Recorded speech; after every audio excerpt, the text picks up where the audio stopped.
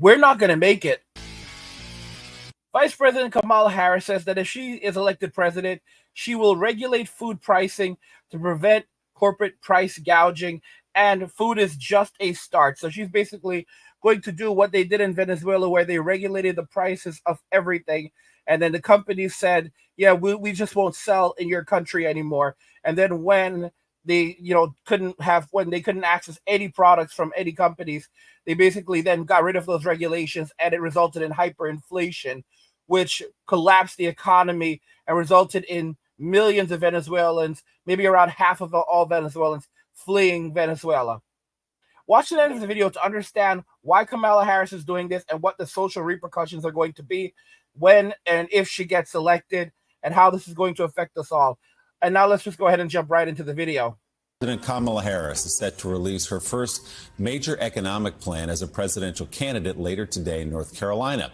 It will include, we're told, proposing a federal ban on corporate price gouging for food and groceries. Earlier this year, our next guest, Democratic Senator Bob Casey of Pennsylvania, introduced the Price Gouging Prevention Act, which promises to crack down on corporate price gouging and protect American families from so-called greedflation. And Senator Casey joins us now. He's a member of the Senate Finance and Intelligence Committees and currently running for re-election in a race that could determine the balance of power in the Senate. Senator, good morning. It's great to have you with us. So let's start with this idea of price gouging. A lot of economists, not just conservative ones, but even more moderate and some liberal ones, believe that the margins are so thin at a grocery store that they're not gouging prices, that they're just trying to keep up with supply and demand. What do you say to that? Well, Willie, here are the facts in terms of corporate America. This is what we're talking about here. The big companies, the companies that are producing food, and the companies that are manufacturing household items. That's where the price gouging has taken place.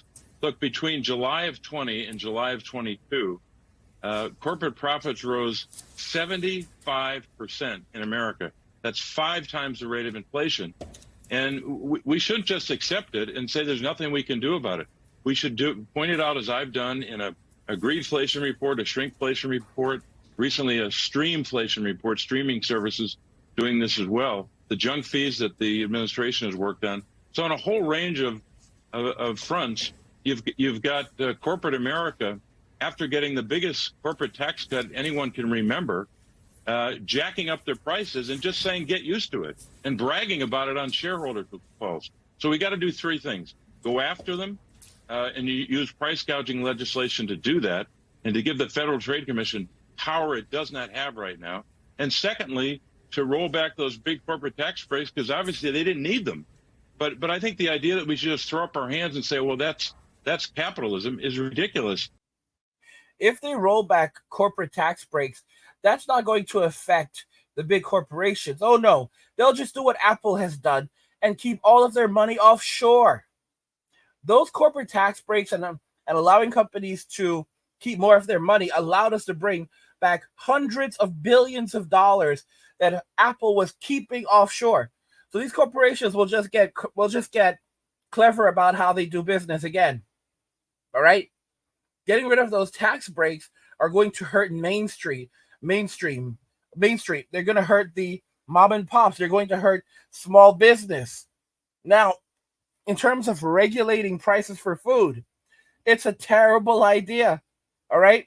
Notice they're not just speaking about food. Food is just a start. They want to regulate prices.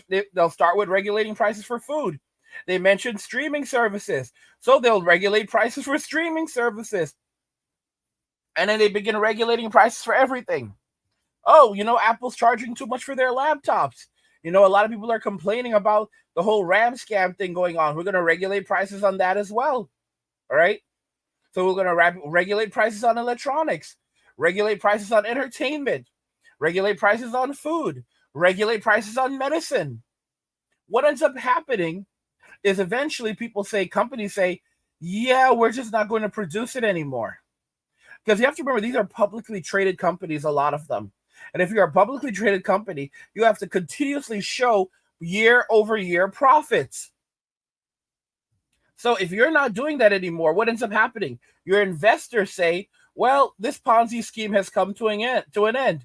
we're not going to keep our money here anymore if you cannot find new ways to increase profits. And how do companies increase profits now? They just keep raising prices, and it's not a good thing. It's definitely not a good thing. But we saw what happened in Venezuela when Venezuela began regulating prices for everything. They regulated prices for energy in the country, which of course then limits the amount of money that people who work in the energy sector can make. They regulated prices for food. They regulated prices for everything, ranging from sanitary products for women to toilet paper. And eventually companies said that we're just not going to sell these products in your country anymore.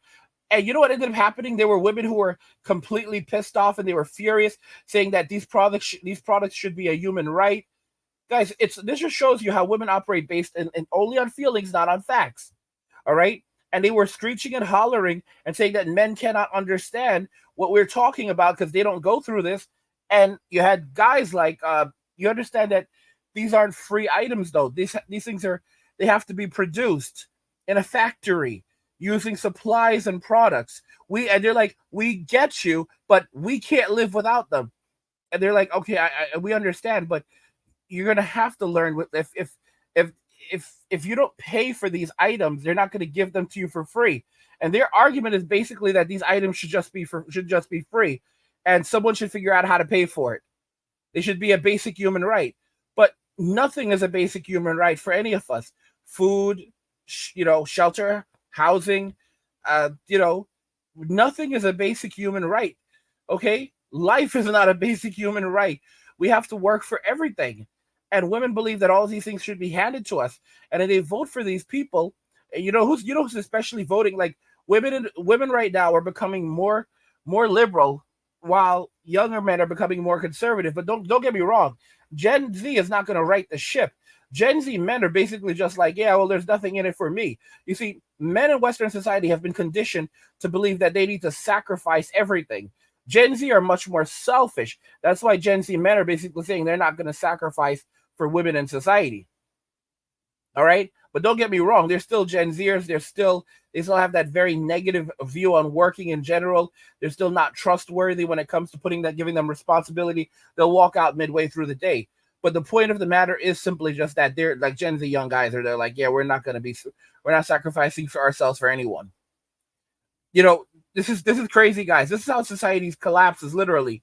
This is what happened in Venezuela. This is the reason why communist countries basically are suffering, because they regulate the prices of everything, so there's no competition.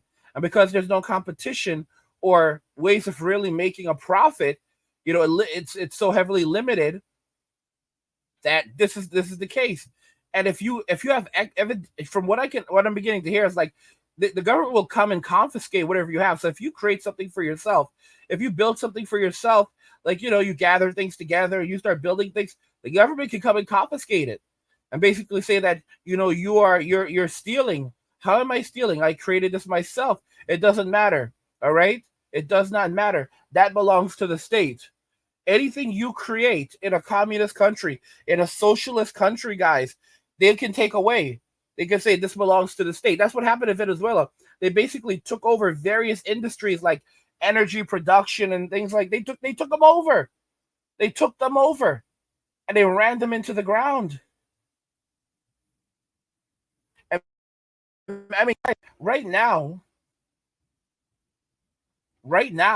we have a lot of competition when it comes to the wireless industry in terms of prepaid, although even that's shrinking. And they can step in and say that, you know what, it's too expensive in the wireless industry, so we're going to begin regulating the wireless industry even more.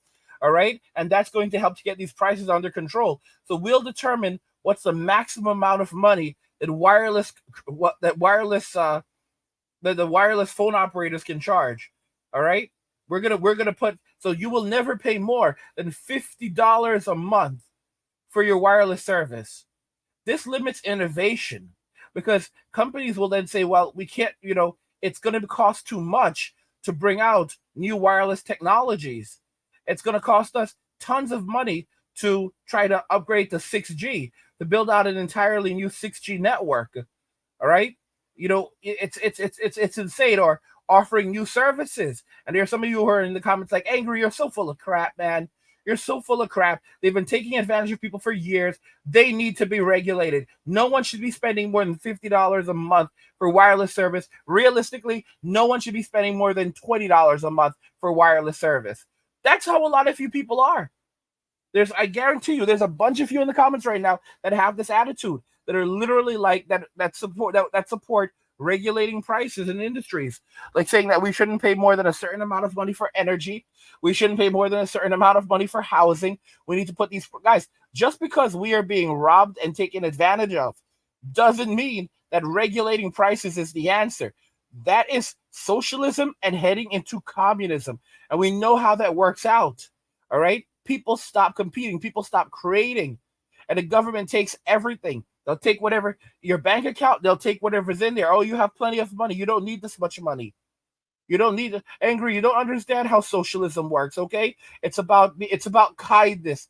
It's about kindness and creating opportunities for everyone to thrive. And when you have corporate greed like this, no one can succeed. Look at the economy. You need to shut up and allow it and let change take place, bro. All right, you're a part of the problem. If you're not going to be a part of the solution, you're a part of the problem. Guys, these Gen Zers are a bunch of socialist communists. All right, they're a bunch of communists. They're a bunch of communists masquerading as socialists. They want hell on earth. Okay, they love Daddy Maduro. I'll tell you where this is going to lead. This is only going to lead to higher inflation, a faster collapse of the dollar, and extraordinary amounts of poverty and destitution in Western society. And then the very same people that vote for these people, that bring in these policies, will keep on voting for these people who will promise to take even further actions, saying that, okay, well, the reason why things are going downhill like this is because of the companies. They're not producing enough, so we'll order the companies to produce more. You're going to order the companies to produce more and offer more. So that's right. If they want to do business, they need to produce more, and then everyone will have enough. Okay. And we're going to keep on regulating the prices. In fact, we're going to make them even lower because they're still too damn high. And you're going to hear them, yeah, that's right. That's right. It's about kindness. It's about love. Yeah, man. It's about love. And the reality is that you're just going to end up with lower quality things, or the companies are just going to take their business overseas to countries where free trade still exists. My gosh, I'm telling you guys, like, we're going to be living in a cyberpunk world eventually, but it's going to be just absolute nightmare and chaos where you can't even afford, we can barely afford visits to the doctor right now, but now that's going to become a freaking luxury. Okay, and we'll be living under extreme, and when I say extreme tyranny, it's going to be extreme tyranny.